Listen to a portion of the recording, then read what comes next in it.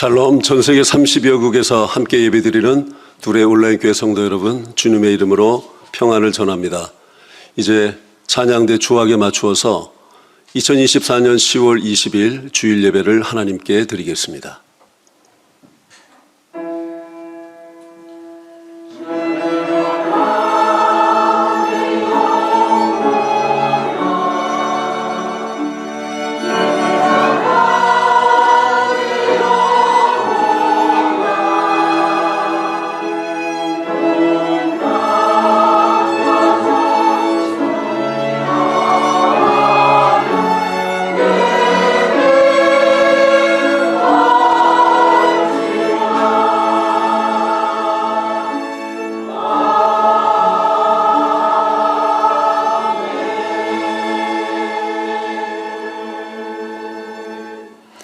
시온이여 깰지어다 깰지어다 내 힘을 낼지어다 거룩한 성 예루살렘이여 내 아름다운 옷을 입을지어다. 이제부터 할례받지 아니한 자와 부정한 자가 다시는 내게로 들어옴이 없을 것임이라. 너는 티끌을 털어버릴지어다. 예루살렘이여 일어나 앉을지어다. 사로잡힌 딸 시온이여 내 목의 줄을 스스로 풀지어다. 여호와께서 이와 같이 말씀하시되 너희가 값없이 팔렸으니 돈 없이 속량되리라. 그러므로 내 백성은 내 이름을 알리라.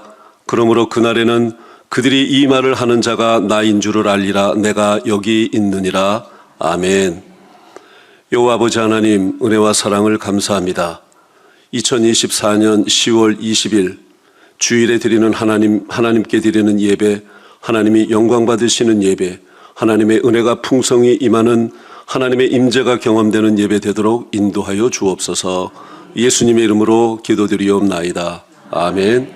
찬송가 70장 함께 찬송하겠습니다.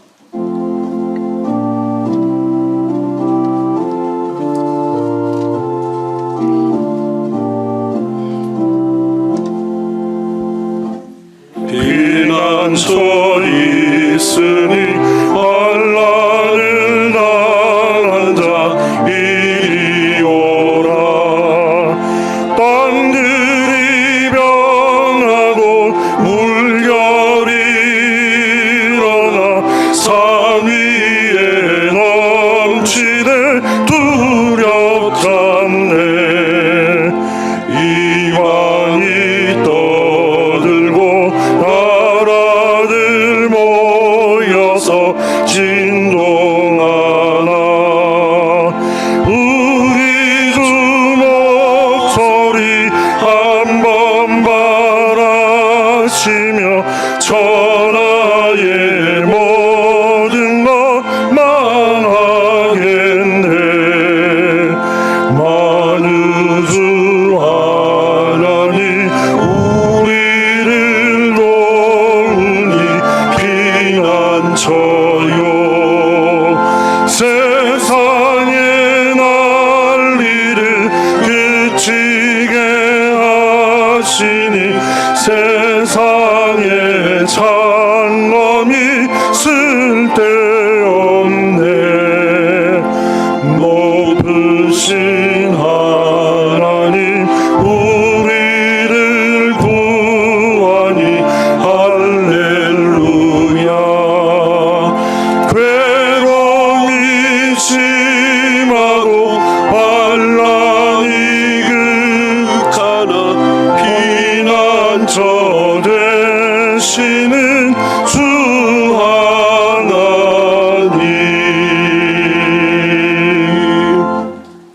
성시교독 10번, 시편 16편 함께 교독하겠습니다. 하나님이여 나를 지켜주소서. 내가 주께 피하나이다.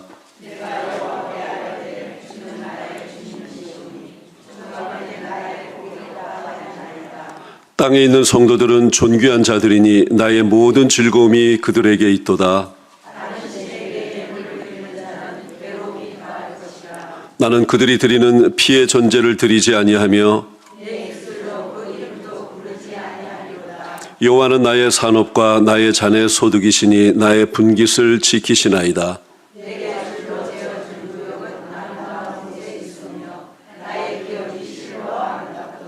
나를 훈계하신 여호와를 송축할지라. 내가 여호와를 항상 내 앞에 모시며 아멘. 사도신경으로 우리의 신앙을 고백하겠습니다. 나는 전능하신 아버지 하나님 천지의 창조주를 믿습니다. 나는 그의 유일하신 아들 우리 주 예수 그리스도를 믿습니다. 그는 성령으로 잉태되어 동정녀 마리아에게서 나시고 본디오 빌라도에게 고난을 받아 십자가에 못 박혀 죽으시고 장사된 지 사흘 만에 죽은 자 가운데서 다시 살아나셨으며 하늘에 오르시어 전능하신 아버지 하나님 우편에 앉아 계시다가 거기로부터 살아있는 자와 죽은 자를 심판하러 오십니다. 나는 성령을 믿으며 거룩한 공교회와 성도의 교제와 죄를 용서받는 것과 몸의 부활과 영생을 믿습니다. 아멘. 찬송가 300장 내 마음이 낙심되며 찬송하겠습니다.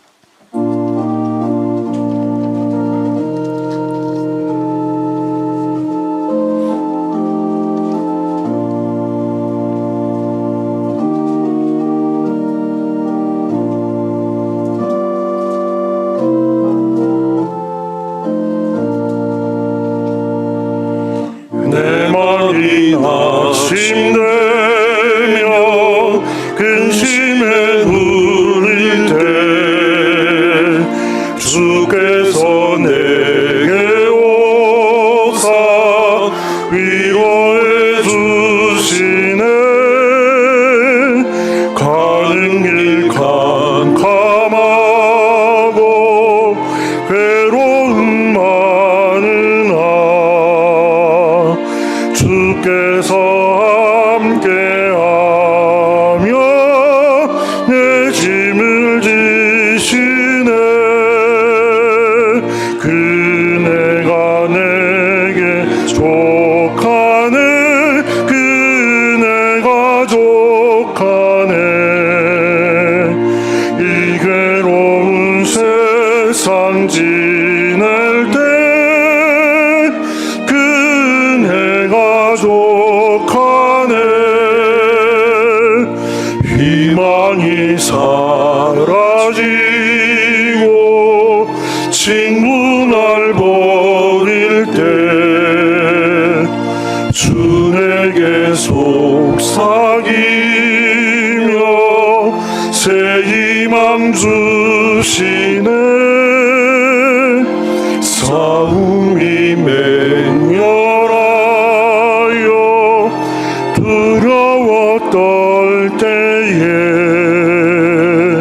승리의 왕이 되신 주 음성 들리네. 그네가 내게 족하네. 그네가 족하네.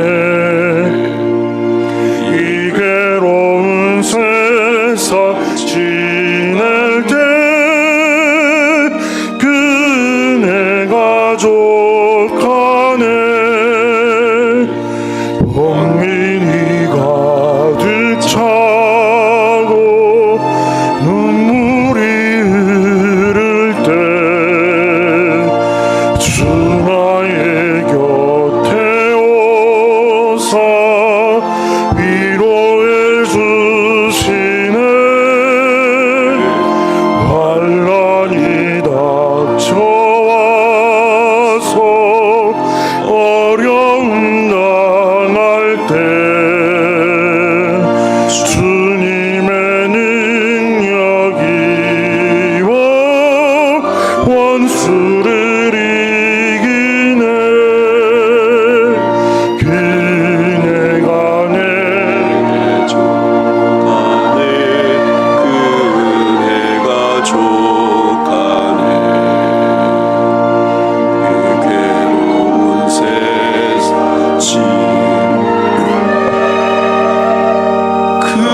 그네가 족하네.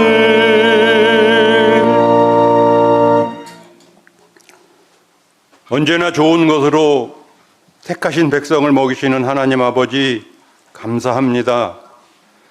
지난 한 주간 동안도 저희들을 돌보시고 지키시사 거룩한 주일을 맞아 하나님을 예배할 수 있음에 또한 감사를 드립니다.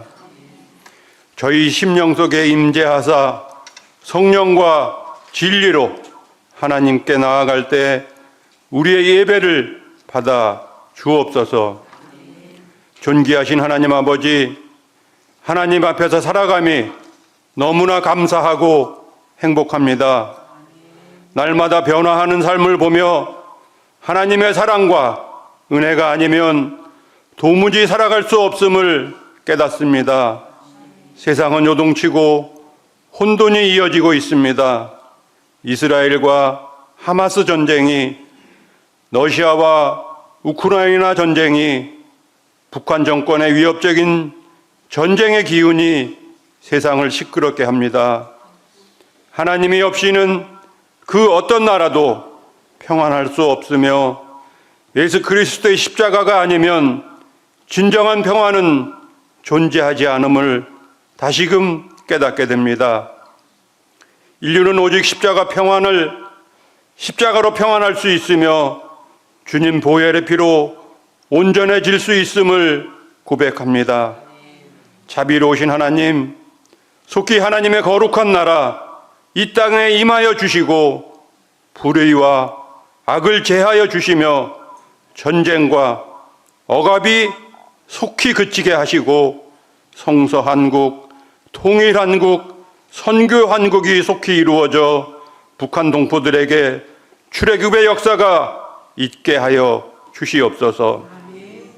편당과 편협으로 인하여 반목과 갈등을 이어가는 대한민국 정치인들도 바른 정신과 마음으로 새롭게 되기를 원합니다.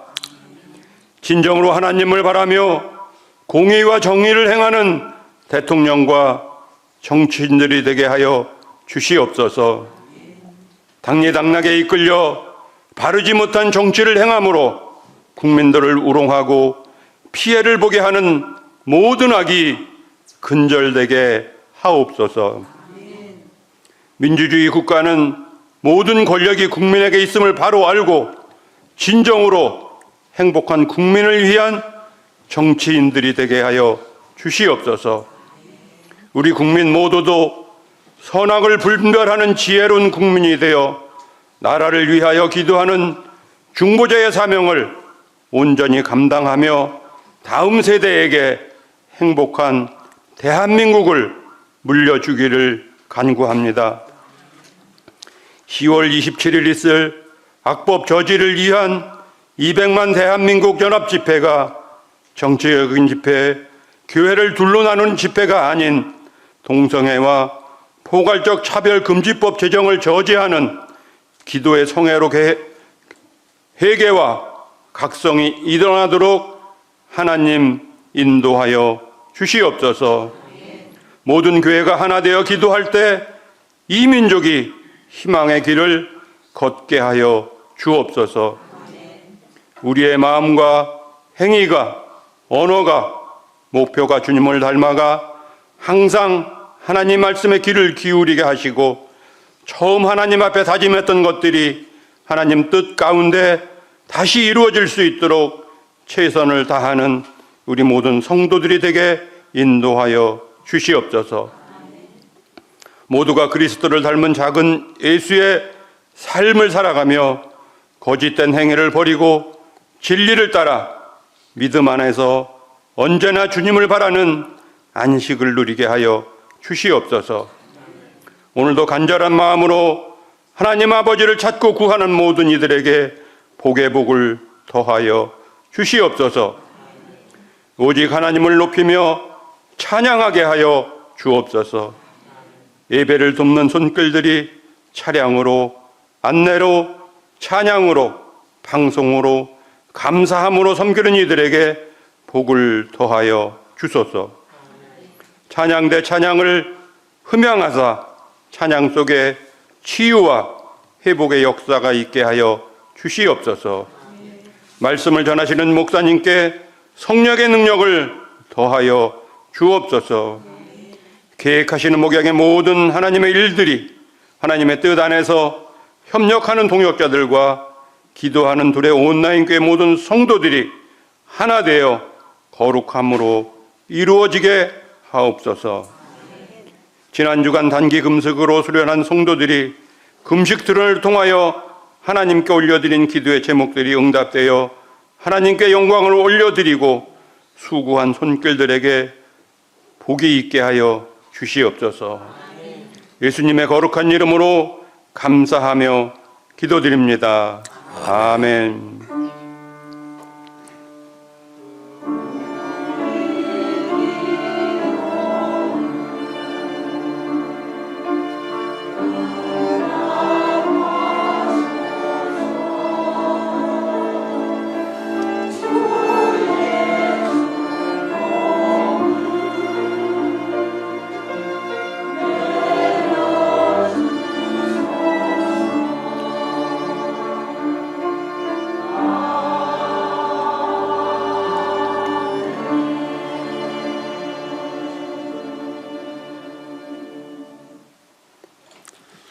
오늘 우리에게 주시는 하나님의 말씀은 레위기 25장 23절에서 27절 말씀입니다.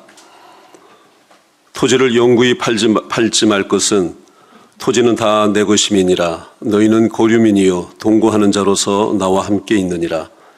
너희 기업의 온 땅에서 그 토지 무르기를 허락할지니 만일 네 형제가 가난하여 그의 기업 중에서 얼마를 팔았으면 그에게 가까운 기업 물을 자가 와서 그의 형제가 판 것을 물을 것이요 만일 그것을 물을 자가 없고 자기가 부유하게 되어 물을 힘이 없으면 그 판 횟수를 계수하여 그 남은 값을 산 자에게 주고 자기의 소유지로 돌릴 것이니라.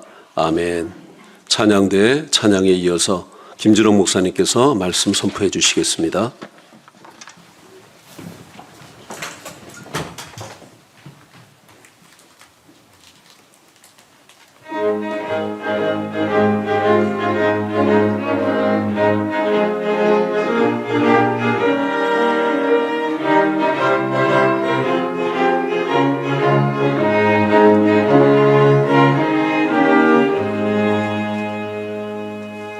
우리 모두 수고 감사하사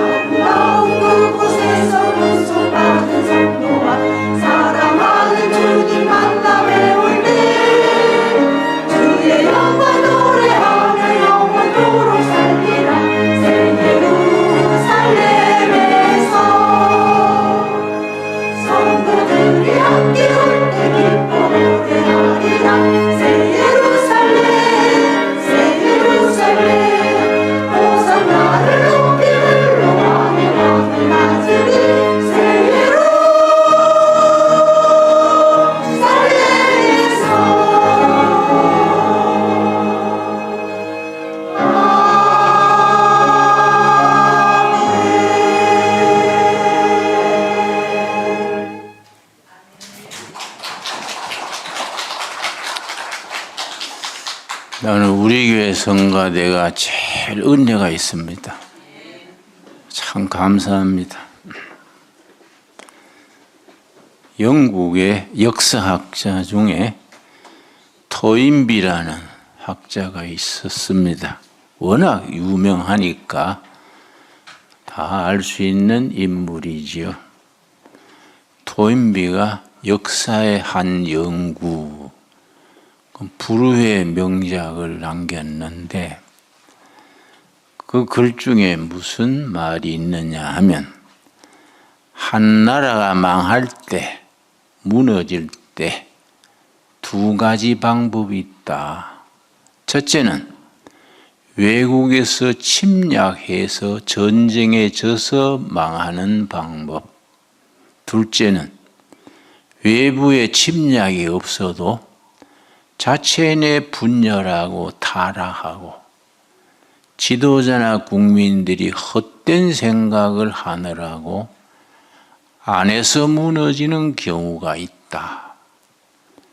불행하게도 토인비 교수가 길고 긴 세계 역사를 살펴보건대 외부의 침략으로 무너지는 나라보다가 내부의 분열, 부패로 무너진 역사가 훨씬 더 많다.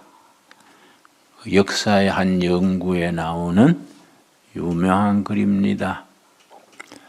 내가 이번 주에 마산에서 중고등학교 교사면서 한 교회에 교육부를 맡아 있는 선생님이 나한테 간절한 글을 보냈습니다. 나라를 걱정하고 교육을 걱정하고 이 땅의 청소년을 걱정하는 그런 마음으로 절실하게 보낸 그 마음이 내 가슴에 닿았습니다. 자기가 교사로서 학생들을 지도하면서 공립학교지요.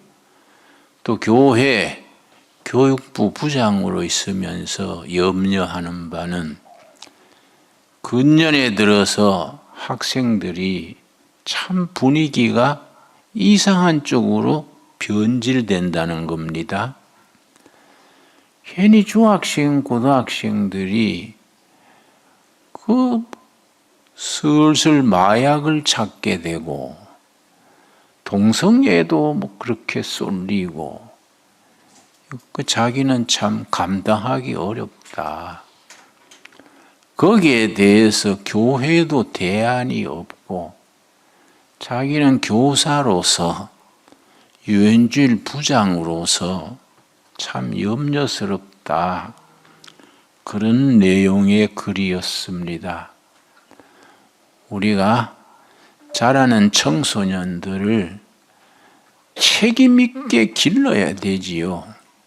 한국 교회의 아름다운 전통의 하나는 100년 전에 이 나라가 완전히 허물어지던 때에 복음이 들어와서 한 교회, 한 학교 세우기 운동, 그 운동을 펼쳐서 웬만한 교회들은 학교를 세웠습니다.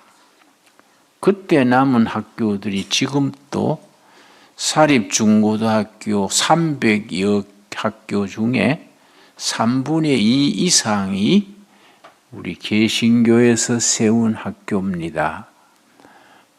대광, 숭실, 이화여 중고학교, 기라성 같은 배제학교, 대구의 개성학교, 저 전주에 가면은 또 유명한 학교가 있습니다. 다 기독교에서 세운 학교들이 지금까지 남아있지요. 근데 대학도 연세대학, 이화여대, 숭실대학, 저도 이제 기독교 학교에서 세운 선교사들이 세운 대학 출신이지요. 근데 그 학교에 내가 참 이사장도 맡아보고 했었는데 우리 선배들은 교육 운동으로 시작을 했지요. 이 나라의 청소년, 우리 자녀들을 성경적인 가르침으로 바르게 가르쳐서 바른 사람, 바른 나라, 바른 교회 세우자. 그 뜻으로 병원 세우고 학교 세우고 대학 세우고 이랬는데 이 선교 운동으로 교육 운동으로 했는데 운동은 사라지고 교육 사업이 되어버렸다. 교육 사업. 그러면 운동과 사업이 뭐이 다르냐? 운동은 사람의 영혼에 관심이 있고 사업은 비즈니스 같은 거지요. 교육 사업이 되는 거지요. 이권, 자리, 거기에 관심이 있는 거지요. 운동은 미래에 관심이 있죠. 미래. 미래에 이 학생들이 자라서 어떤 인물, 어떤 교회, 어떤 나라를 세울 것이냐.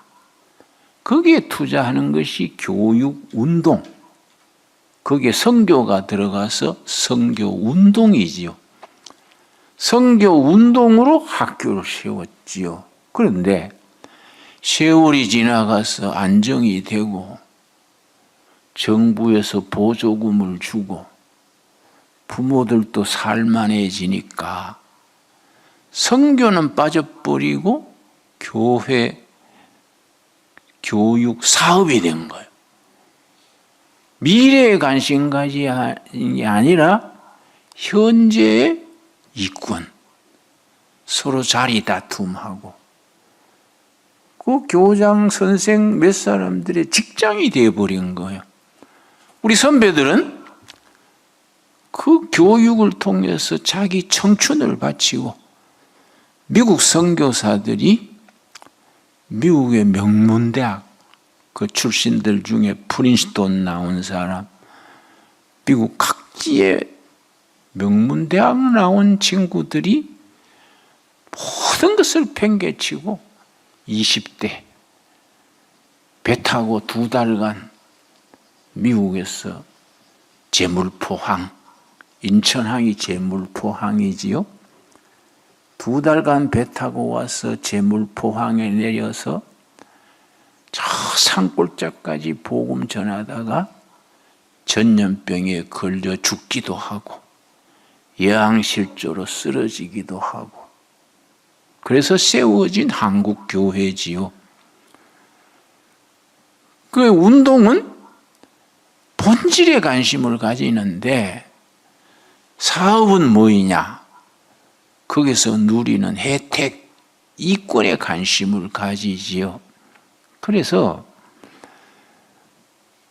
새로운 의미로 우리 100년 전의 조상들이 꿈꾸고 헌신했던 그 정신을 되찾아서 교회가 선교하고 교육하고 치유하고 그걸 되찾아야 하지요.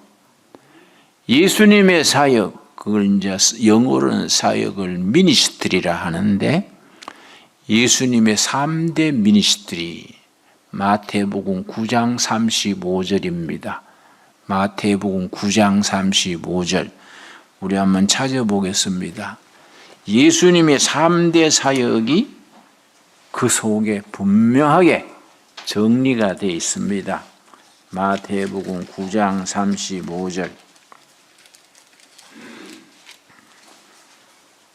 예수께서 모든 도시와 마을에 두루 다니사 그들의 회당에서 가르치시며 티칭 미니스트리, 교육 목회, 교육 학교를 세워서 가르치는 겁니다.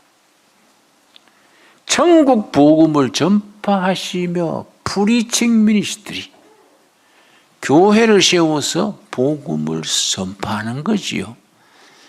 예수님이 전한 복음, 초대교회의 복음의 알맹이는 세 가지입니다. 첫째, 예수는 메시아 그리스도다. 예수 부활하셨다. 하나님의 나라가 가까이 왔다. 여기 초대교회의 메시지요. 그런데 그걸 이어가야 되지요. 예수 부활, 하나님의 나라,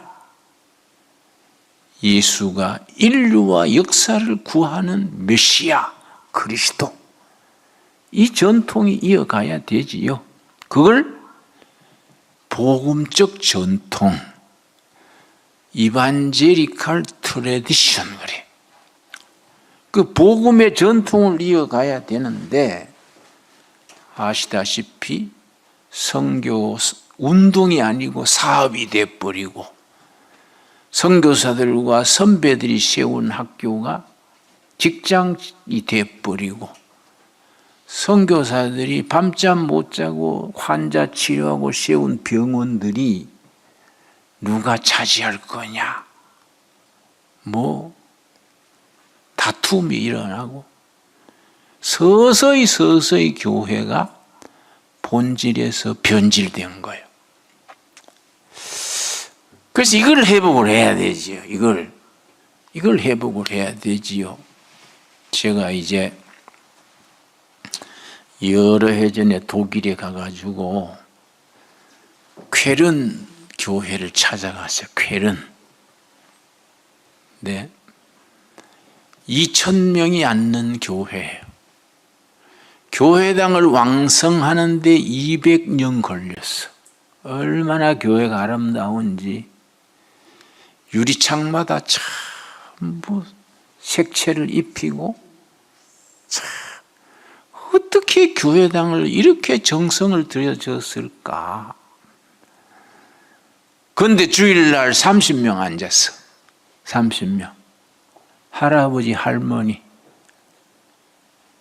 젊은 목사가 독일 정부에서 월급을 받아요. 그리고 설 예배를 마치고 나면 30명 중에 한 절반은 일어서고 절반은 졸고 있는 거예요. 그럼 교회가 뭘 유지하느냐? 문화재라. 입장객들 입장료, 엽서 팔고 이걸로 교회를 유지하는 거예요. 근데 마침 독일의 투빙겐 대학이 있어요. 투빙겐 대학. 그게 신학부가 유명하지요. 한국 신학생들이 거기 가서 청춘을 걸고 7년, 8년 박사 받아 와가지고 신학교 교수하고 대학 교수하는 투빙겐 신학교가 있어요. 거기서 나를 특별 강사로 초청을 했어요. 한국에서 현장에, 그걸 필드 워커 그럽니다.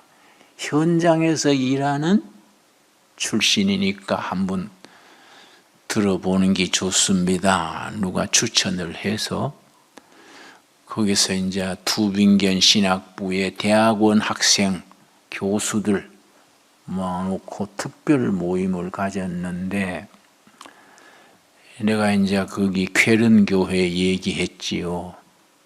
한국에서는 농학은 발전했는데 농촌은 피폐했다. 그런 말이 있다. 내가 독일 와보니까 그 말이 생각난다. 신학은 발전했는데 교회는 피폐해져 버렸다.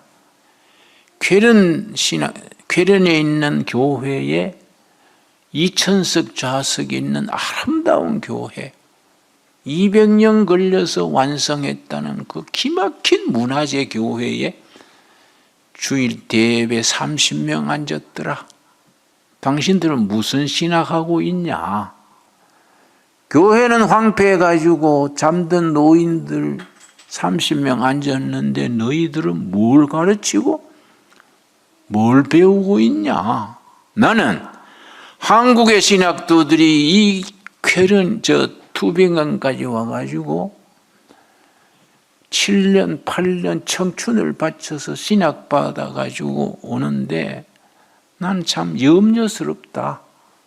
뭘 배워와가지고 큰 교회 맡아가지고 신학교 교수가 돼가지고 뭘 가르칠지 나는 그게 염려스럽다. 그 얘기를 내가 솔직하게 이런저런 얘기를 했는데, 그래서 내가 볼 때 독일 교회, 유럽 교회는 3가지를 잃어버렸다. 3가지. 내가 그걸 지적한 거예요. 나는 뭐 눈치 볼 필요가 없으니까 내가 그 사람들 비유 맞출 필요가 없잖아요. 내가 볼 때 당신들 유럽 교회는 박사도 많고 교회도 건물도 좋고 다 갖췄는데 3가지가 없다. 첫째는 복음적인 전통을 상실했다. 예수 부활하셨다. 하나님의 나라가 다가왔다. 예수는 그리스도다. 이게 빠졌지 않냐? 두 번째는 영혼 구원에 대한 열정이 없다. 영혼의 구원에 대한 열정이 없다. 열정. 영혼에 대한 안타까움이 없다. 그것 빠지면 우리가 예수님의 뜻을 어떻게 전하겠는가? 영혼에 대한 안타까움. 방황하는 젊은이들, 상처받은 영혼에 대해서 예수님의 이름으로 뭘 도울 게 없을까?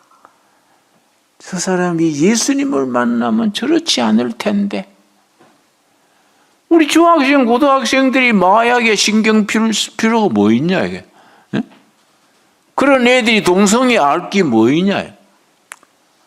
오히려 무슨 정교조니 선생들이 동성애는 괜찮다 하고 노고주리 같은 소리 하니까 애들이 헷갈려 뿌린 거야. 헷갈려 뿌려. 그 청소년들이 꿈을 심어주고 비전을 심어줘야 되는데 그런 게 없으니까 애들이 영혼이 병든다 이게. 세 번째는 하나님의 말씀, 성경에 대한 권위를 잃어버렸다. 성경에 대한 권위. 독일 신학자 중에 불트만, 루돌프 불트만. 그 사람이 쓴 아주 한 시대 신학계를 아주 풍비했는 신학이 비신화화론. 내가 대학교 때 읽었어요. 비신화화. 예수님이 진짜 부활했을까? 역사적 사실이 아니더라도 부활의 의미가 중요하지 않냐? 사람이 죽었다가 다시 산다는 건 합리적이 아니지 않냐? 영어로 리저너블 하지 않다. 그건 신화다, 신화. 이걸 비신화해야 된다. 예수님이 죽었다가 부활 안 해서도 중요한 건 뭐냐? 부활에 대한 의미. 그게 중요한 거 아니냐? 그게 불투만이라는 사람이 비신화론이요. 그런 식으로 성경을 해석하니까 한참 들어가다 보면은 오리무중이요. 오리무중. 누가 나한테 오리무중이 뭔지 압니까? 오리무중이 뭐인데? 오리가 무밭에 가서 무게 중심을 잃어버린 게 오기문중입니다. 그래서 야, 자네 머리도 좋네. 오리무중이 오리가 무밭에 가서 무게 중심을 잃어버리고 허둥거리는 게 오리무중이야. 그러니까 교회가 무밭이 아니라 나라가 국민들이 제 길을 잃어버리는 거예요. 그러니까 동성애도 좋네, 마약도 좋네, 어쩌네. 엉뚱한 소리 하는 거예요. 엉뚱한 소리. 그 지난번에 이태원 참사 있었잖아요. 한 200명 죽었지요. 그걸 이태원 참사 유족들이 세종로에 빈소 차려놓고 그래 이번에 김문수 노동부 장관이 바른 소리 하더라고요. 이태원 참사 죽은 사람은 참 안타까운데 너무 길다. 뭔 추모를 그렇게 세종로까지 길게 하냐? 세월호 참사, 수학여행 학생 수학여행 가다가 배가 뒤집어 죽었는데 참 가슴 아픈 일이지만 왜 지금까지 세월호 참사 가지고 자꾸 그러냐?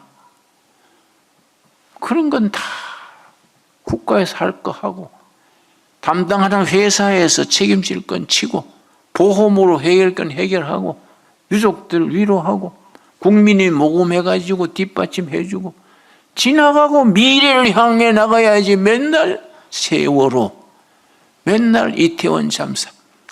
세월호 책임자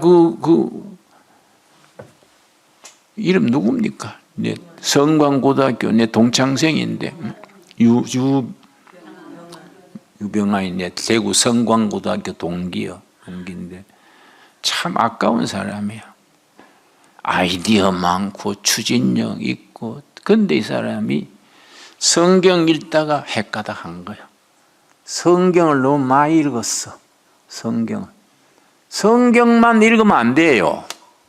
성경만 읽으면 빗나가기 쉽습니다. 성경을 바로 해석할 수 있는 인문학적인, 상식적인 이런 바탕이 있어야 돼. 성경만 읽다가 그거 참 구원파라 그래. 아까운 사람이 빗나갔지. 그래서 그렇다 그나마 구원파 성경만 열심히 가르치면 되는데 무슨 그 여행사 만들고 뭐 사업 잔뜩 하다가 뭐 그래서 나는 그 사람이 자기 집 뒷산에서 밤에 죽었다는 게 이해가 잘 안 가요. 태권도가 7단이에요. 태권도 7단이고 단단한 사람인데 자기 집 뒤에서 죽었다. 진짜 죽었을까? 시체를 본 사람이 없으니까. 누구는 어디가 살아있다 하기도 하고. 그건 딴 얘기고요. 응? 우리가 하나님의 말씀 붙들고 이 나라 현실은 컨텍스트고 현실에 대한 대안을 제시하는 말씀이 텍스트예요. 우리나라 현실, 교육 현실, 정치 현실, 시민들의 현실에 이 성경이 대답이 돼야 돼. 성경이 해답이 돼야 돼. 성경이 나라를 구할 수 있다. 우리 신앙은 거기서 시작하는 거예요. 그 독일 가서 내 신학교 가서 투빙겐 신학 가서 당신들은 성경 연구에는 신학대학을 세워놓고 무슨 부활이 진짜 아닐 수도 있다. 의미가 중요하다. 무슨 말이고 그게? 우리 한국에서는 그런 걸 도깨비 8일이나 먹는 소리라 한다. 그 말 알아듣겠냐 너? 예수님이 실제 부활 안 했으면 우리가 기독교가 어디 있냐? 내가 그렇게 막 열을 냈더니 마친 뒤에 1시간 더 해달라 그래요. 내 준비한 것도 없고 무식해서 더 못한다. 그런데 이게 교회가 재구실 못하면 백성들의 영혼이 병들어. 아까 내 마산 얘기했습니다마는 마산에는 주기철 목사가 난대요. 주기철 목사, 한국교회 참 별같은 순교자, 일제시대에 신사참배 반대하다가 감옥에서 죽은 사람이 주기철 목사 아닙니까? 그 어른이 마산에서 목회했어요. 그래서 마지막에 마산교회에서 일사가고, 설교 제목이 일사가고요. 내 방에 주기철 목사의 일사가곡하는 성경 설교 내용이 그대로 있어요. 가끔 읽으면 내가 가슴이 뜨거워집니다. 일사가곡. 그 설교하고 잡혀가서 평양 감옥에서 죽었어요. 평양 마지막에 자기 아내 마지막에 사무지 면회 갔더니 다 죽어가면서 그 사모도 대단하지요. 살 생각하지 마시고 예수님의 영광 돌리세요. 복음 위해서 죽어라 이 말이에요. 아이고 내가 우리 마누라 그랬으면 식명질 내지. 응? 그러니까 당신 원하는 게 뭐예요? 그러니까 주기철 목사가 따뜻한 국 한 그릇 먹고 싶소. 그게 마지막 말이에요. 그러니까 사모가 집에서 따뜻한 국을 녹그릇에 담아가지고 식을까봐 손바닥에다가 식지 말라고, 겨울이지요. 손바닥으로 국을 들고 가는데 너무 뜨거우니까 손바닥이, 그래도 남편 국 안 식게 한다고 뜨거워도 참고 가서 평양 감옥에 가서 국을 드리려고 떼니까 손바닥에 살찜이 붙어서 딴게 따라 나오는 게 손바닥이 뒤어가지고 그동안에 남편은 죽었어. 그러니까 따뜻한 국 마누라 손바닥만 껍질이 뺏기고 목도 못하고 죽었어. 이게 우리 역사예요, 역사. 우리 선배들은 그런 각오를 가지고 예수를 믿었어. 그리고 교회를 지켰어. 그렇지요? 그런데 우리는 너무 세월이 좋아지니까 예수 믿으면서도 햇소리예요, 햇소리. 그러고 우리가 정말로 우리 주기철 목사만큼은 안 되더라도 우리가 정말로 예수님을 위해서, 복음을 위해서 내 인생, 내 청춘을 바치자, 이런 게 있어야 돼. 아멘 없어요? 우리가 관광하려고 예배당 오는 것도 아니지 않습니까? 시간 남아가 예배당 오는 것도 아니에요. 우리가 텔레비도 주일날은 프로그램이 재밌어요. 좋은 서부 영화도 나오고, 꼭 주일날 재밌는 프로가 많아. 그것도 예배 시간에 막 그거 보다가 예배당 갈까 그냥 볼까, 그런 유혹이 많아요. 그래도 다 물리치고 예배당 와가지고 예배 드리고 찬송하고 마치고 나면 잘 왔다. 그게 우리 신앙생활 아닙니까? 우리가 말씀에서 우리 인생을 걸어야 돼. 그렇지요? 그래야 예수 믿는 진미가 있지. 믿는 것도 아니고 안 믿는 것도 아니고 흐지부지 그렇게 그래 평생 다녀가지고 뭐 하는 거요? 마지막 열매가 뭐인 거예요? 내가 참 가까이 지내던 사업가가 있는데 연 매출이 4천억이요. 저 북한에서 단신으로 월급 월남해 와가지고 기업을 일으켜서 연 매출 4천억. 그래서 내가 내 하는 일도 많이 돕고 했는데 그 어른이 병들어서 병원에 누웠어요. 마지막에 가까운 줄 알고 날 불렀어. 김진홍 목사 만나고 싶다. 내가 갔더니 평생 교회 다녔어. 교회 헌금도 많이 했어요. 마지막 죽기 전에 나한테 뭘 했냐? 김진홍 목사, 내가 이제 죽을 것 같은데 죽으면 천당 갈 수 있을까? 이게 마지막 물음이요. 마지막 물음이. 세상에 어르신네, 평생 믿고 나서 그게 뭔 말씀이요? 천당 가지요. 천국문이 확 열리는 게 안 보입니까? 안 보여. 깜깜해. 천당 갈 수 있을까? 참 답답해. 이게 뭐예요? 우리가 몇십 년 믿고 주일 예배 보고 헌금 내고 열심히 했는데 인생 숨 거둘 때 천당 갈 수 있을까? 지옥 갈까? 중간에 헤맬까? 그래야 되겠습니까? 안 그렇습니까?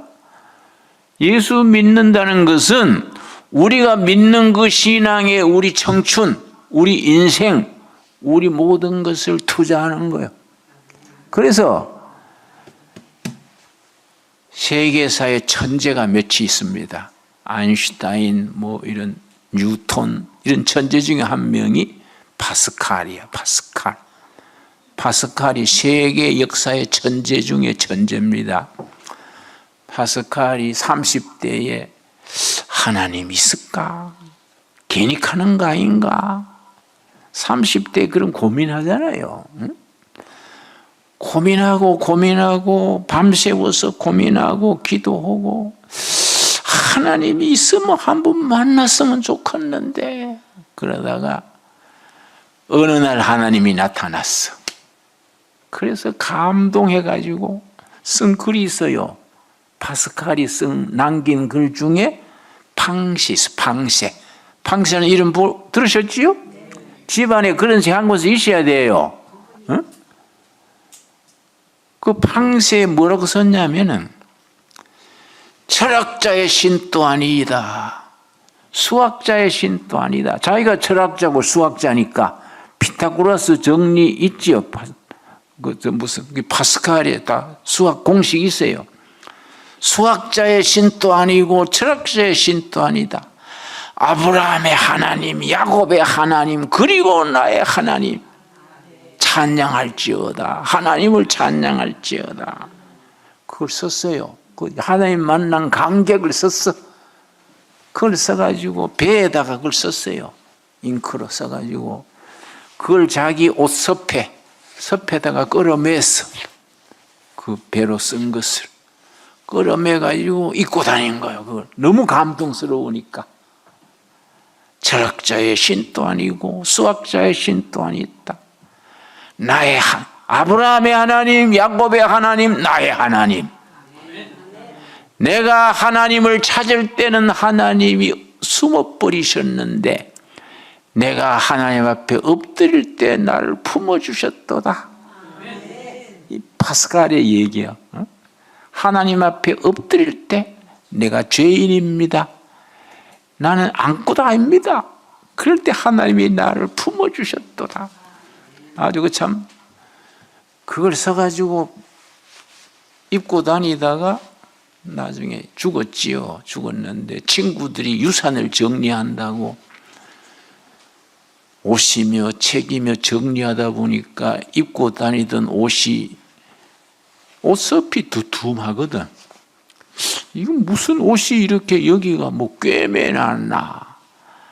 실밥을 뜯어가 보니까 그게 나온 거예요. 그걸 자기 젊은 날에 하나님 만난 이야기. 그게 나온 거예요.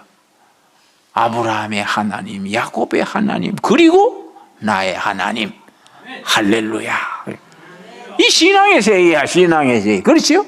신앙의 세계. 그러니까 천재도 수학자도 철학자도 그 길이 없어. 예수 그리스도가 나의 주인이다. 내가 만나는 하나님, 내 인격으로, 내 삶으로, 내 세포로, 내 DNA로 만나는 하나님, 나의 하나님이요, 나의 하나님. 그런 하나님을 우리 영혼으로 모실 수 있게 되기 바랍니다. 그게 우리가 신앙생활의 진짜지. 그렇지요? 그런데 우리가 나도 뭐 모태 신앙으로 평생 지금 83살 되도록 교회 다니고 목회도 하고 했는데 예수 믿는 게 너무 겉돌기야. 응? 그냥 변두리에 빙빙 도는 거예요. 이게 뭐 목사다, 장로다, 집사다. 이게 뭐 계급장이요, 뭐예요? 뭐 그런 거 내세울 게 뭐 있어, 우리가. 응? 정말로 살아계신 하나님의 나의 구주 예수 그리스도. 그분을 만나고 나서 내 인생을 거기에 투자하는 거예요. 응? 그래서 내가 내 인간 육신에서 해방돼 가지고 하나님께 영광 돌리는 그 참 아름다운 삶, 그 진짜 복음을 누리는 생활, 우리들의 삶이 될 수 있게 되기 바랍니다. 기도하겠습니다. 하나님 감사합니다. 오늘 또 이 안식일에 주님 전에 나와서 마음을 열고 겸손하게 예배드리게 하셔서 감사합니다. 주님이 우리의 주인 되시고 부활하신 예수님을 만나게 하시고 할렐루야, 하나님께 우리 인생, 청춘, 재산, 삶을 기꺼이 바칠 수 있게 하여 주시옵소서. 세상 것 구하지 말고 그의 나라와 그의 본질을, 생명을, 구원의 복음을 구하게 하옵소서. 예수님 이름 받들어 기도드렸사옵나이다. 아멘.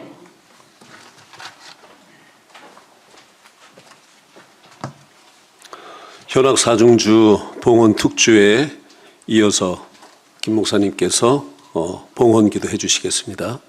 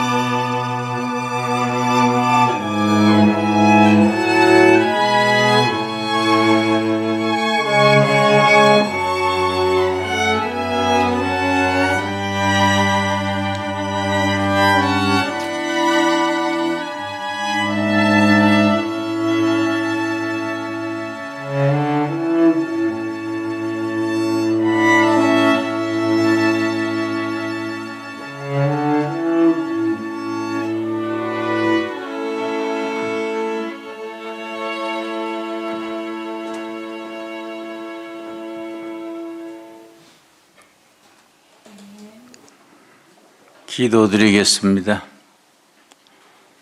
때를 따라 도우신 은혜, 받은 은혜 감사하여 예물을 드립니다. 예물이 아버지의 뜻을 땅에 이루는 일에 쓰임받게 하옵소서. 세상에 살지라도 세상의 것을 구하지 아니하고 하나님의 나라와 부활하신 예수 부활을 전하고 구하게 하옵소서. 불경기를 맞아서 서민들의 삶이 몹시 어렵습니다. 둘의 온라인 교회 28개국에서 어려운 개척자로 살아가고 있습니다. 그 삶의 자리에서 주님 만나게 하시고 부활하신 주님으로 인하여 그 자리가 복되게 하시며 닥치는 시련과 어려움을 믿음으로 이겨가게 하옵소서. 예수님 이름 받들어 기도드렸사옵나이다. 아멘.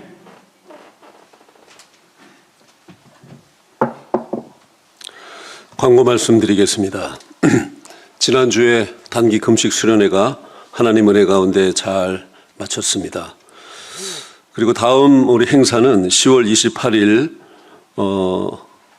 월요일부터 11월 1일 금요일까지 4박 5일간 제주 올레길 걷기 프로그램이 있습니다. 참여를 희망하시는 분들은 신청해 주시면 같이 참여하실 수 있도록 안내해 드리겠습니다. 그리고 10월 25일 오후 1시 둘의 시니어타운 설명회가 본 예배당에서 있게 됩니다. 관심 있으신 분들 참여하시면 좋겠고요.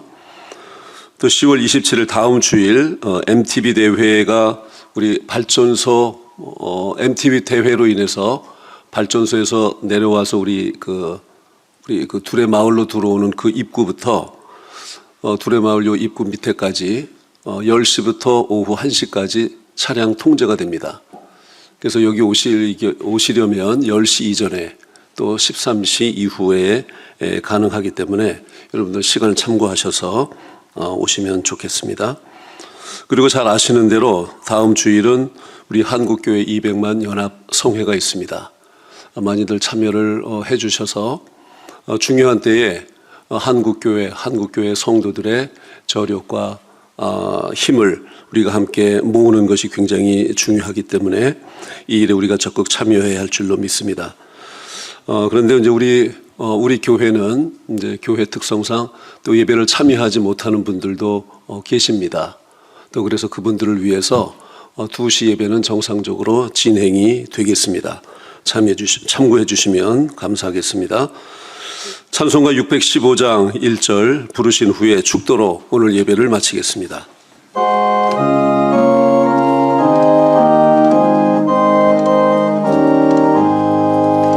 그 큰 일을 행하신 주께 영광 이 세상 일 사랑해 주오셨네 우리 죄를 위하여 죽으시사 저 영원한 생명을 여시었네 우리 좀 높이세 귀한 말씀 듣고 우리 좀 높이세 모두 기뻐하며 주 예수님이 믿어 하나님께 그 행하신 그 역사 찬양하세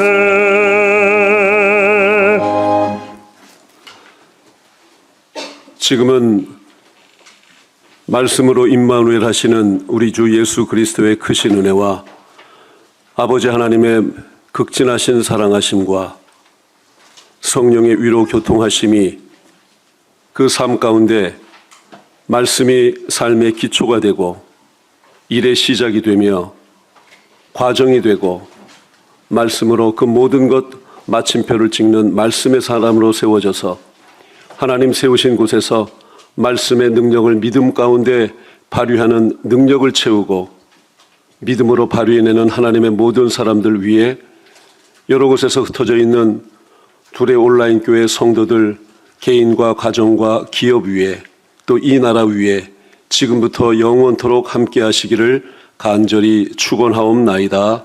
아멘.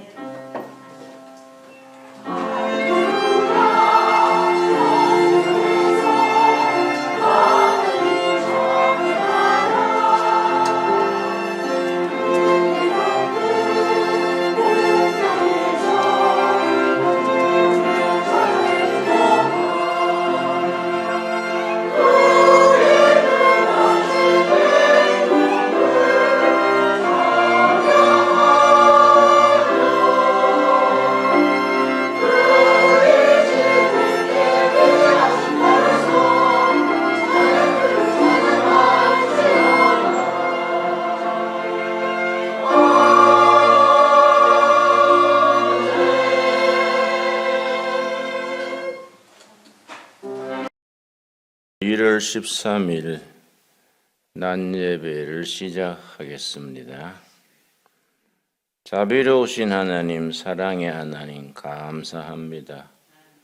오늘 또 새벽 기도회에 이어 11시 예배를 말씀과 기도 중에 드리게 하셔서 감사합니다. 성령께서 깊은 은혜의 세계로 우리를 인도하여 주시옵소서.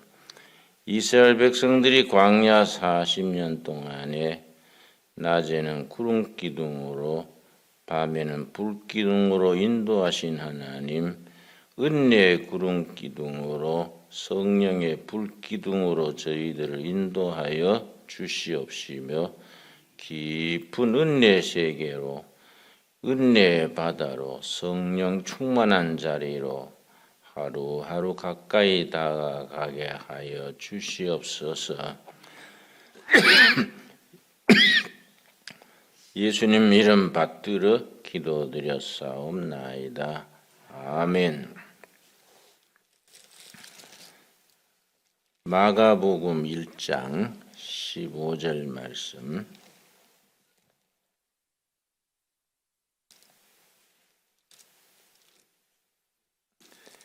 마가복음 1장 15절은 예수님의 첫 번째 메시지입니다.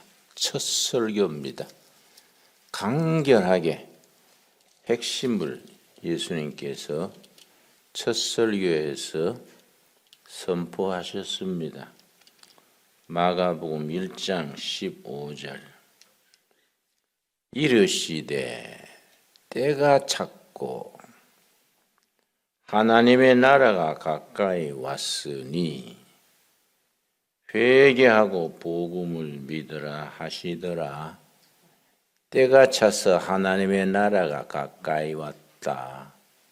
가까이 왔다는 말씀은 손 닿는 자리까지 왔다. 그런 의미를 담고 있습니다. 하나님의 나라가 손 닿는 자리까지 가까이 왔으니까 사람이 할 일은 회개하고 복음을 믿는 것. 회개해라, 믿어라. 그렇게 일러주셨습니다. 성경 전체를 대표하는 두 가지 용어가 있습니다. 하나님의 나라와 언약신앙. 두 가지가 성경 전체의 중심, 축이 됩니다. 오른쪽에는 하나님의 나라, 왼쪽에는 언약신앙. 두 가지가 전체 성경 전체를 포함하고 있기 때문에 하나님의 나라와 언약신앙을 제대로 이해하면 성경 전체의 골자를 이해할 수 있게 됩니다. 하나님의 나라, 예수님의 첫 설교가 하나님의 나라, 때가 찼다. 하나님의 나라가 손 닿는 자리까지 왔다. 회개해라, 복음을 믿어라 하시고, 예수님의 마지막 설교는 사도행전 1장 3절. 그것도 하나님의 나라를 전파하시다가 승천하셨습니다. 사도행전 2장 8절에 3절에 1장 예수님의 마지막 설교, 승천하시기 몇 분 전에 가르치신 마지막 설교입니다. 역시 하나님의 나라에 대해서 마지막까지 일러주셨습니다. 1장 3절. 그가 고난 받으신 후에 십자가 고난을 받으시고 죽으신 후에 또 그들에게 확실한 많은 증거로 친히 살아계심을 나타내사 40일 동안 그들에게 보이시며 하나님 나라의 일을 말씀하시니라. 부활하신 후 40일간 제자들과 함께 지나시면서 하나님 나라의 일을 계속 말씀하셨습니다. 그 예수님의 가르침을 이어서 사도들이 사도행전 2장에서 오순절 성령 충만한 은혜를 받은 후에 사도들의 가르침 역시 하나님의 나라 공통된 내용입니다. 사도행전 28장이 마지막 장인데 28장 31절 말씀. 사도들이 계속해서 예수님의 가르침을 따라서 선포했던 것이 하나님의 나라입니다. 사도행전 28장 30절, 31절 읽겠습니다. 바울이 온 이태를 자기 셋집에 머물면서 자기에게 오는 사람을 다 영접하고 하나님의 나라를 전파하며 주 예수 그리스도에 관한 모든 것을 담대하게 거침없이 가르치더라.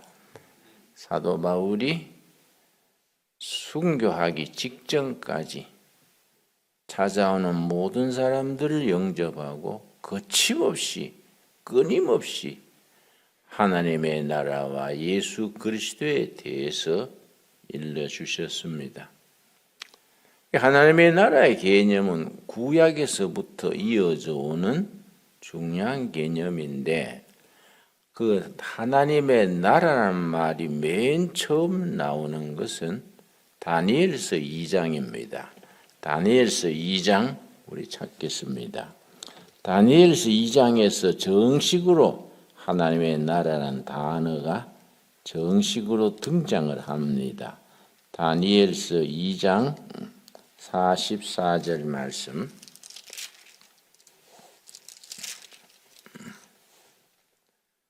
다니엘이 선포하는 하나님의 나라. 그 전에는 창세기부터 계속해서 간접적으로 하나님의 나라의 개념을 암시해 오다가 정식으로 하나님의 나라를 언급한 것은 다니엘서 2장 44절.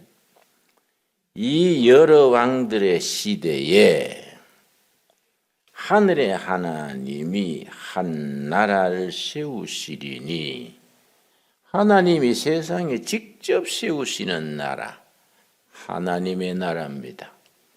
사람들이 세운 나라가 아니고 하나님이 직접 세우시는 나라, 한 나라를 세우시리니 이것은 영원히 망하지도 아니할 것이요 그 국권이 다른 백성에게로 돌아가지도 아니할 것이요 도리어 이 모든 나라를 쳐서 멸망시키고 영원히 설 것이라.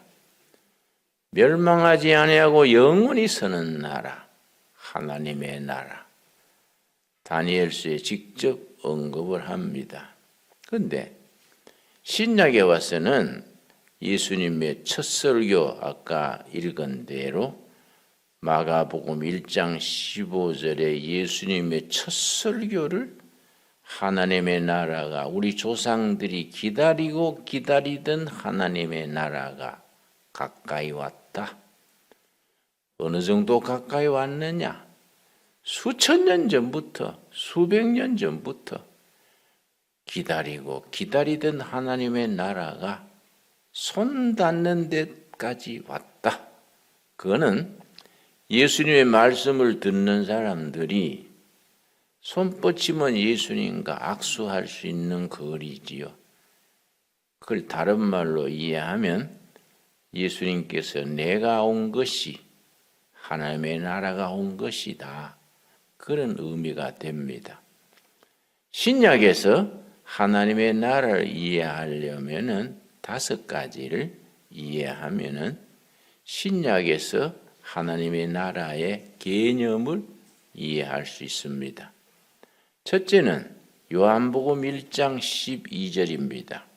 요한복음 1장 12절 신약에서 하나님의 나라의 개념을 우리가 이해하는 데 있어서 첫 번째 요한복음 1장 12절 말씀. 신약에서 하나님의 나라 개념 이해하는데 몇 가지라고요? 5가지. 들을 때 야무지게 들어놔야 됩니다. 자, 1장 12절 말씀. 영접하는 자. 예수님을 자신의 주인으로 영접하는 자. 곧 그 이름을 믿는 자들에게는 하나님의 자녀가 되는 권세를 주셨으니 예수님을 주인으로 모시는 자, 곧 예수님을 믿는 자는 하나님 나라의 시민권, 하나님 나라의 시민이 되는 권세, 시민권을 주었다. 그래서 우리는 시민권이 2가지입니다. 대한민국 시민권, 하나님 나라의 시민권 2가지를 가지고 있습니다. 대한민국 시민으로서 땅에 살면서 동시에 하나님 나라의 시민으로서 하나님의 자녀로서 살아갑니다. 가만히 생각해 보면 엄청난 거지요. 우리가 무슨 공로 뭐 있어 가지고 하나님 나라의 시민권을 딱 받아서 하나님 나라 소망을 가지고 살겠습니까? 대단한 거지요. 하나님 나라에 대해서 2번째 개념은 마태복음 18장입니다.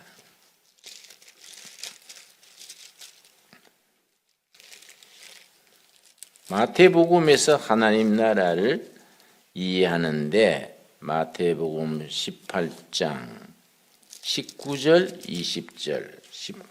20절에서 하나님의 나라를 이해하는 데 2번째 본문입니다. 18장 19절. 진실로 다시 너희에게 이르노니 너희 중에 2사람이 땅에서 합심하여 무엇이든지 구하면 하늘에 계신 내 아버지께서 그들을 위하여 이루게 하시리라. 하늘나라 시민들이 합심해서 구하면 하늘 아버지께서 들어주십니다. 그런데 20절이 2번째 핵심입니다. 2-3사람이 내 이름으로 모인 곳에는 나도 그들 중에 있느니라. 예수님을 구주로 영접한 사람들이 2명, 3명, 4명, 2-3사람이 모여서 예수님의 이름으로 모인 자리, 거기가 교회입니다. 거기가 하나님의 나라입니다. 구역예배, 가정예배, 직장예배, 예수님을 주인으로 모신 사람들이 예수님의 이름으로 모인 자리, 거의 하나님의 나라입니다. 아주 참 굉장히 중요한 개념이지요. 2-3사람 이상이 예수님의 이름으로 모여서 합심해서 기도하면 하늘 아버지께서 그 기도를 들어 응답하신다. 우리에게 주신 약속입니다. 신약에서 하나님 나라에 대한 이해의 3번째는 에베소서 2장입니다. 에베소서 2장. 우리가 성경을 체계적으로 이해할 수 있는 정리된 공부가 되어야 합니다. 그냥 막연하게 아멘 아멘 하다가 집에 가면 띵하게 뭘 배웠는지 하나님 나라에 대한 확실한 개념이 떠오르질 않습니다. 에베소서 2장 19절 말씀. 그러므로 이제부터 너희는 외인도 아니요 외국인이 아니다. 하나님 나라 시민이지 외국인이 아니다. 나그네도 아니요 오직 성도들과 동일한 시민이요 하나님의 권속이라. 하나님 나라의 시민이고 하나님의 친척, 가족이다. 가족. 하나님 나라의 가족, 권속이다. 20절. 너희는 사도들과 선지자들의 터 위에 세우심을 입은 자라. 그리스도 예수께서 친히 모퉁이 돌이 되셨느니라. 예수님께서 맨 밑에 기초돌이 되시고 그 위에 그 예수님의 터 위에 세우심을 입은 교회를 말합니다. 교회.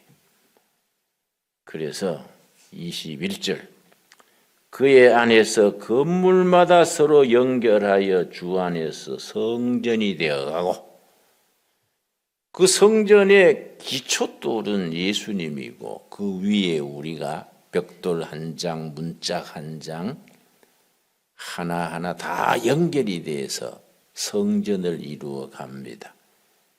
교회가 하나님의 나라인데 교회는 두 가지입니다. 보이는 교회와 보이지 않는 교회, 영어로는 visible church, invisible church 그렇게 얘기합니다. 보이는 교회는 두레교회, 영락교회, 장로교회, 감리교회 다 보이는 교회지요. 보이지 않는 교회가 본질적인 교회지요. 예수님이 머리가 되시고 그 위에 세워진 성도들의 모임 전체 그걸 코이노니아 에크레시아 예수님을 주인으로 모신 사람들의 모임 에크레시아 교회고 구약에서는 하나님의 백성들의 회중 히브리어로 칼입니다. 칼. 히브리어로 칼이 구약의 회중이고 신약에 오면 에크레시아 예수님을 주인으로 모시는 사람들의 모임 이 교회입니다. 교회가 하나님의 나라인 것에 대해서 캐톨릭 교회와 개신교회가 견해 차이가 있습니다. 나는 물론 개신교 목사로서 개신교적인 해석이 옳다고 보지요. 캐톨릭에서는 교회 자체가 하나님의 나라다. 교회 자체가. 세상 나라와 다른 하나님의 나라. 교황을 제일 위로 모시고 전 세계 캐톨릭 철치가 하나님의 나라다. 캐톨릭은 그렇게 이해를 하고 개신교에서는 그게 아니다. 하나님의 나라가 무슨 그렇게 싸움도 많고 분쟁도 많고 목사들 중에도 사기꾼 비슷한 사람도 있고 교인들 등쳐먹는 목사도 있고 그게 무슨 하나님의 나라가 그러냐? 교황을 제일 위로 신부 그 서열 전체 교회가 하나님의 나라라 그러면 교황 중에도 독신제도인데 교황이다 첩이다 있고 사생아가 있고 교회사에 그런 예들이 많습니다. 그 무슨 하나님의 나라가 그러냐? 그는 눈에 보이는 캐톨릭 교회든 프로테스탄트 교회든 이거는 하나님 나라의 한 부분이지 그 자체가 하나님의 나라는 아니다. 이해갑니까? 교회가 하나님 나라의 한 실천하는 모습이지 그 중에 옥석이 섞여 있는 거이지 교회 자체가 하나님의 나라다. 그거는 무리한 해석이다. 그래서 이제 캐톨릭과 개신교가 신앙 고백에 베드로의 신앙 고백에 대한 해석이 다른데 마태복음 16장 16절 마태복음 16장 16절 견해의 차이가 있는데 그렇다고 해서 캐톨릭은 이단이고 교황은 적그리스도다 이렇게 나가는 건 나는 좀 자제해야 된다고 생각합니다.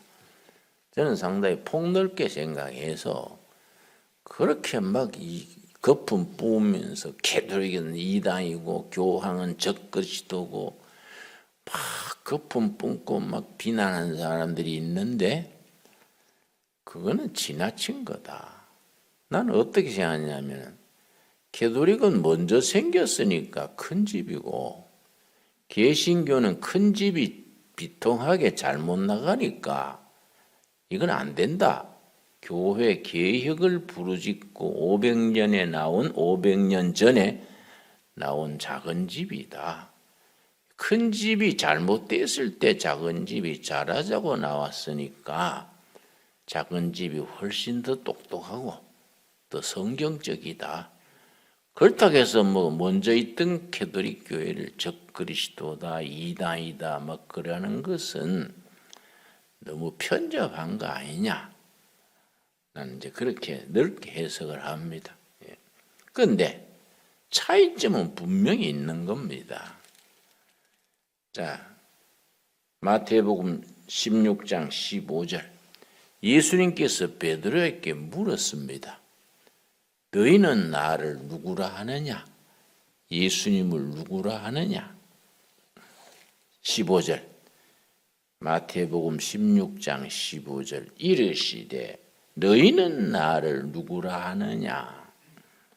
시몬 베드로가 대답하여 이르되 주는 그리스도시요 살아계신 하나님의 아들이시니이다.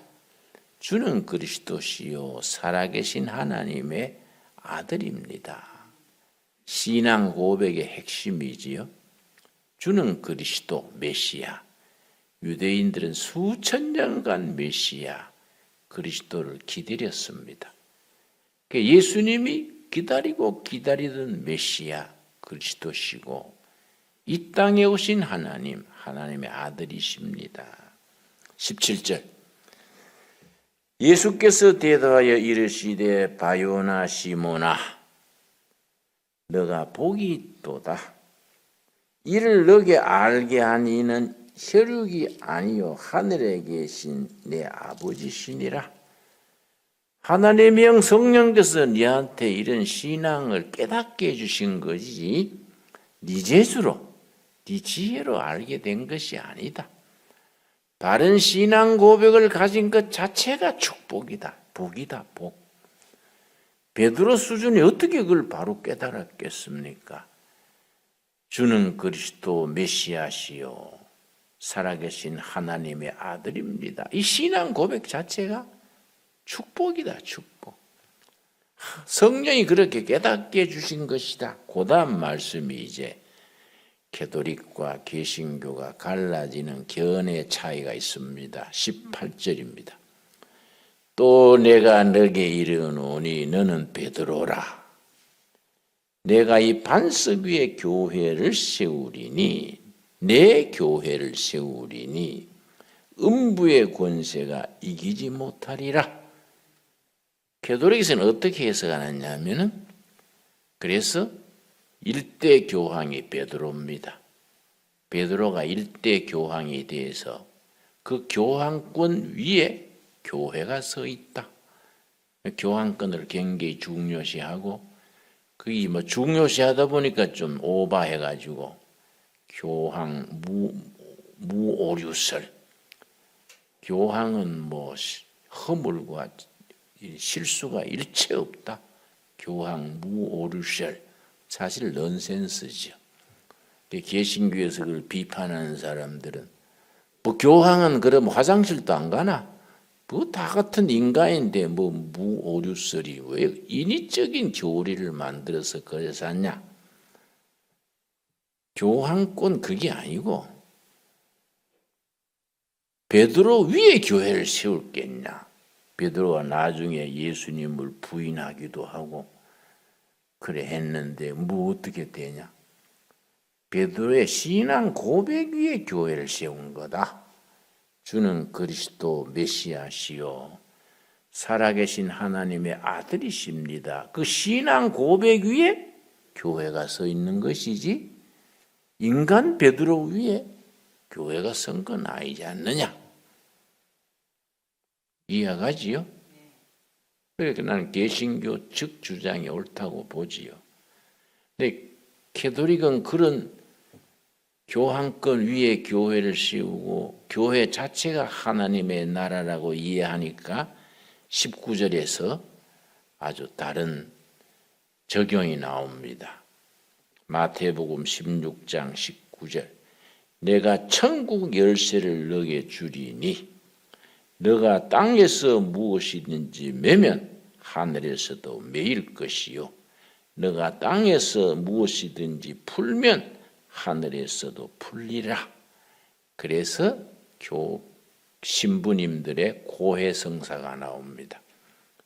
죄를 지은 성도들이 신부님 앞에 와서 신부님 어제 저는 못된 짓을 했습니다. 구체적으로 뭔 짓을 했습니다. 신부님이 가만히 듣고 하나님 나라 대리니까 교황권 금식 3일 하세요. 3일 금식하면 죄가 없어지는 거예요. 고해성사지요. 고해성사.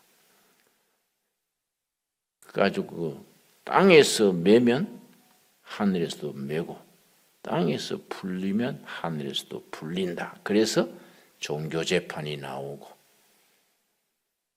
고해성사가 나오고 그렇게 됐습니다. 근데 개신교는 시작할 때 그거는 신부도 인간인데 사람이 사람한테 고해성사 해가지고 그거 아니지 않냐? 신부를 거쳐서 자백하는 게 아니라 짓고 예수님의 이름으로 하나님께 직접 구하는 기도로 회개를 짓고 해서 성령님이 다 도우심으로 회개해서 하나님의 제사함을 받게 되는 것이다. 고해성사 제도를 없애고 각자 죄 지은 죄인들이 하나님 앞에 짓고 하는 제도를 개신교에서는 그렇게 체계를 세운 겁니다. 여러분 생각에 어느 게 옳은 것 같아요? 각자 짐작이 갑니까? 예. 우리하고 생각이 다르다 해서 분명히 우리가 나는 개신교 해석이 옳다고 보는데 다시 말씀드려서 그렇다고 해서 천주교는 뭐 이단이다 뭐 이렇게 몰아붙이는 것은 좀 자제하는 게 옳다 그런 생각을 하지요. 하나님의 나라에는 교회가 하나님의 나라에 캐톨릭에서는 교회 자체가 하나님의 나라의 본체다. 개신교에서는 아니다. 교회도 얼마나 분쟁이 많고 약점이 많냐. 하나님 나라의 한 부분이다. 중요한 부분이지요. 자, 네 번째는 하나님의 나라가 뭐이냐. 신약에서 하나님의 나라를 이해하는데 몇 가지 기준이 있다고요? 5가지 중에 첫째, 둘째, 셋째는 이해하셨지요? 네 번째는 요한계시록 20장. 그래서 성경을 체계적으로 차분하게 이해할 수 있어야 됩니다. 요한계시록 20장 4절. 하나님의 나라를 이해하는데 네 번째 기준입니다. 20장 4절. 또 내가 보좌들을 보니 거기에 앉은 자들이 있어 심판하는 권세를 받았더라. 또 내가 보니 예수를 증언함과 하나님의 말씀 때문에 목배임을 당한 자들의 영혼들과 또 짐승과 그의 우상에게 경배하지 아니하고 그들의 이마와 손에 그의 표를 받지 아니한 자들이 살아서 고담 그리스도와 더불어 1000년 동안 왕노릇하니 천년왕국이 천국에 들어가는 직전 전 단계로 1000년 왕국이 나옵니다. 그래서 1000년 왕국 이론은 굉장히 조금 어려워서 요한계시록 20장 천년왕국 이론에서 이단이 많이 나왔습니다. 성경 전체 중에서 이단이 제일 많이 나온 성경이 다니엘서, 요한계시록인데 요한계시록 20장 천년왕국에서 나온 한국 이단이 박태선 전도관입니다. 박태선 전도관에서 나온 전도관, 박태선 가방 들고 다니던 사람이 거기서 배워가지고 차린 거의 신천지입니다. 그래가지고 그 족보가 있습니다. 그 내용을 아는 사람들은 신천지가 터무니없는데 박태선 아류지요. 근데 멀쩡한 사람들이 거기 가서 인생을 또 투자하고 교회 착실히 다니던 청년들이 거기 가서 또 인생을 그렇게 허비하는 거이지요.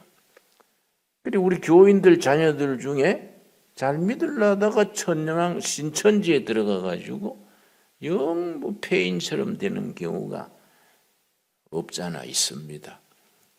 그리고 우리 교회도 이 두레 교회도 여기 와서 처음 설 때 2011년이지요. 우리 2011년에 두레 교회 세웠는데 처음 교회 시작할 때에 신천지 의정부의 양주 동두천 책임자가 우리 교회로 왔어요.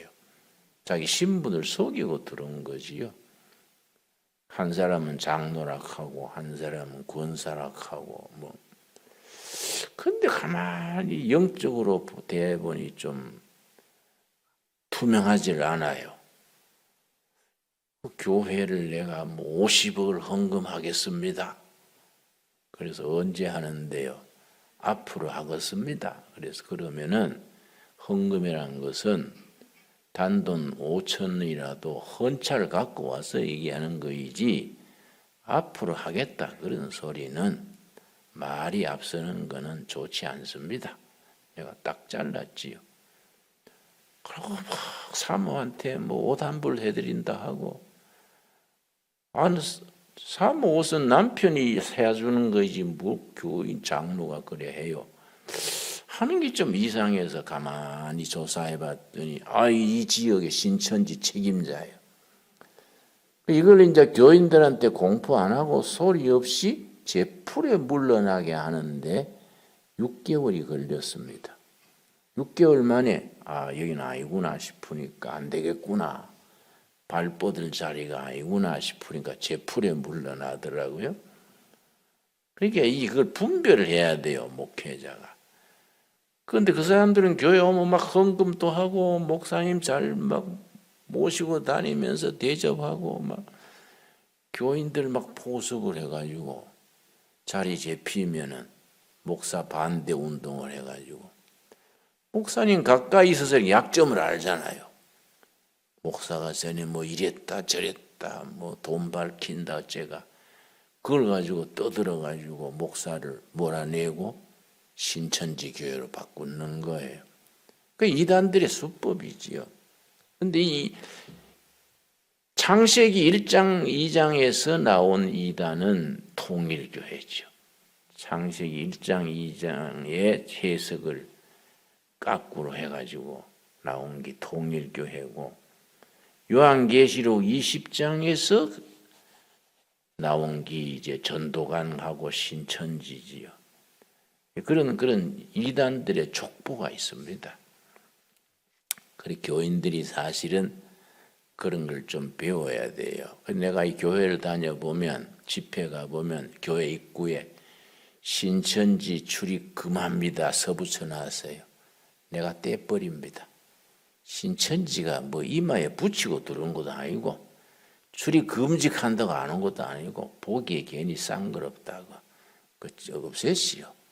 목회를 제대로 하면 신천지가 못 붙이는 거이지 뭐 그런 걸 갖다 붙여놨냐고 나 떼버립니다.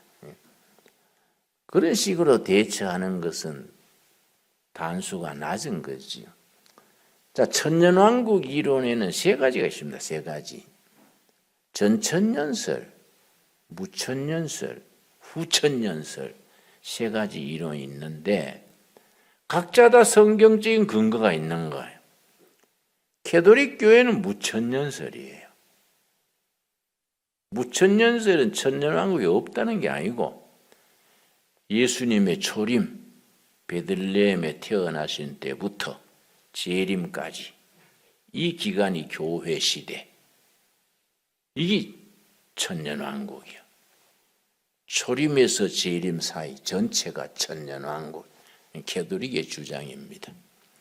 전천년설은 뭐냐 하면은 예수님이 천국이 이루어지기 천년왕국 되기 전에 예수님이 먼저 재림하신다. 예수님이 재림하셔서 천년왕국을 이루시고 천년왕국 뒤에 천국으로 들어간다. 이 전천년설이에요. 후천년설은 뭐냐? 아니다. 천년왕국이 끝난 뒤에 예수님이 재림하신다. 후천년설인데 들어도 헷갈리지요? 몰라도 돼요. 구원받는데 관계없어요. 각자 자기 주장 있고 성경적 기초가 있고 뭐 다 주장하니까 나는 아직도 헷갈려요. 전천년설 갔다가 후천년설 갔다가 왔다 갔다 해요. 누가 나한테 물으면 아직 연구 중이다 그럽니다. 아니 목사님 연세에 연구 중이면 뭐 언제 그 연구가 끝나요? 안 끝나면 천국 가서 물어보면 되지. 뭘 그렇게 조급해요 내가. 그런데 너무 매여가지고 삐딱선 타는 예가 많은 거예요. 천년왕국이 하여튼 하나님 나라의 전 단계지요. 다섯 번째가 이제 핵심이지요. 21장 1절. 21장 1절. 다섯 번째 하나님의 나라지요. 창세기 21장. 창세기가 아니고 요한계시록 21장.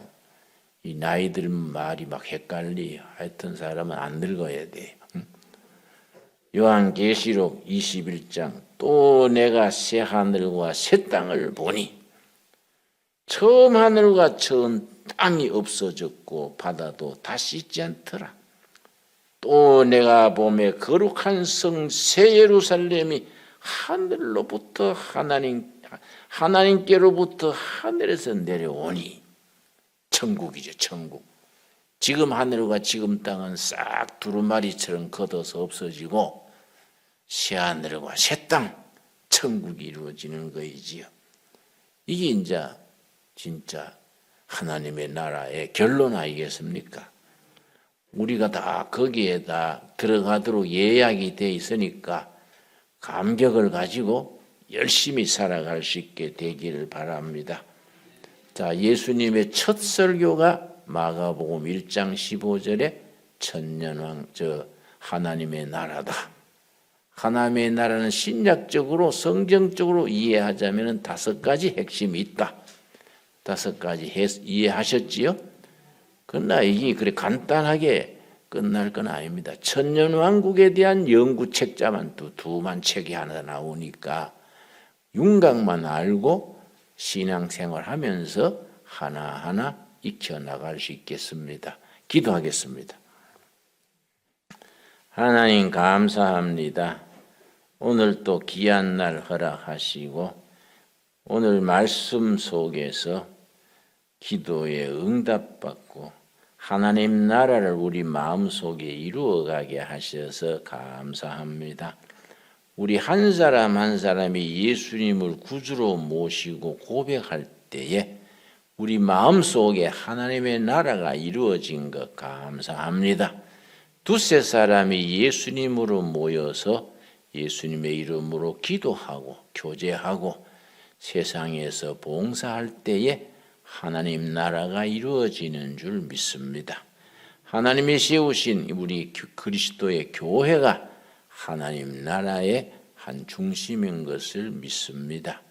우리 천년왕국을 지나 영원한 천국 하나님의 나라 갈 때까지 이 땅에서 살아가는 하루하루 1년 1년 복되게 하옵소서. 하늘나라 시민으로 천국 시민권을 가진 사람으로 감사와 감격과 긍지를 지니고 하루하루 살아가게 하여 주시옵소서. 예수님 이름 받들어 기도드렸사옵나이다. 아멘. 하늘에 계신 우리 아버지여, 이름이 거룩히 여김을 받으시오며 나라의 마옵시며 뜻이 하늘에서 이룬 것 같이 땅에서도 이루어지이다.